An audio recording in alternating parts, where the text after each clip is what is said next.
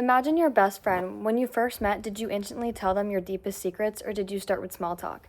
Today we will look into the inner workings of how people start, grow, and build relationships. So let's dive a little deeper.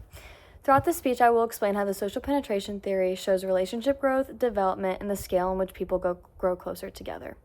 It is important for us all to become aware of how we go from strangers to friends to family and so forth. As I am a teenage girl, relationships are changing all around me, and so are my own, so I plan to educate you all during this speech on why the social penetration theory is so important. The main points that I will be discussing today are the background/history, the main point and purpose, and the negative and overlooked aspects of the social penetration theory. The infamous social penetration theory was created in 1973 by two psychologists named Irwin Outman and Dalmas Taylor.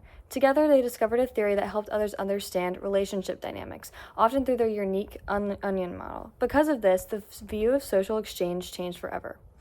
EBSCO says that, according to the social penetration theory, relationships begin when individuals share non-intimate layers and move to the more intimate layers of personal information, like stories, vulnerable moments, etc.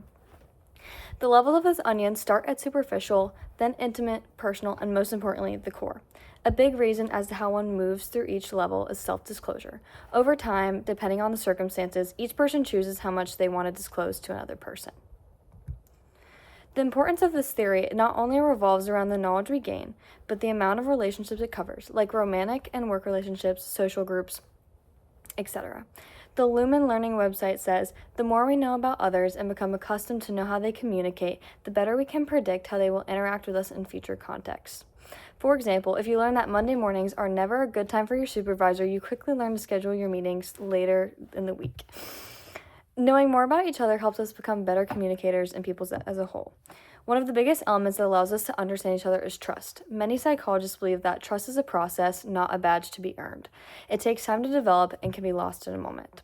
Even if you don't agree with your coworker, it is important to understand that self-revelation communicates a measure of trust and confidence. Respect that confidence and respect yourself.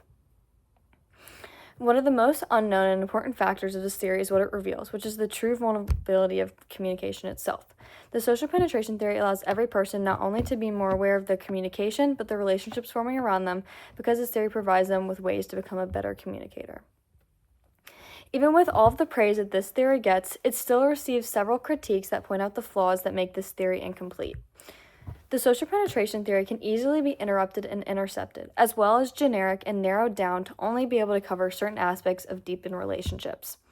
For example, social media is a big interception that occurs daily. The infamous WordPress site says that, according to the social penetration theory, shouldn't we all feel closer to each other and rate our personal relationships higher because of social media sharing, as we tweet our way to intimacy? This relieves real intimacy and the vulnerability at a crossroads because they have no time to develop when all thoughts are shared online. This theory often assumes that people gradually reveal more personal information about themselves as a relationship progresses, but does not guarantee true results or numbers to match, from Sage Encyclopedia. When the social penetration theory does not talk about is how to recover or return from these reactions to form a pure relationship, therefore is not fully complete.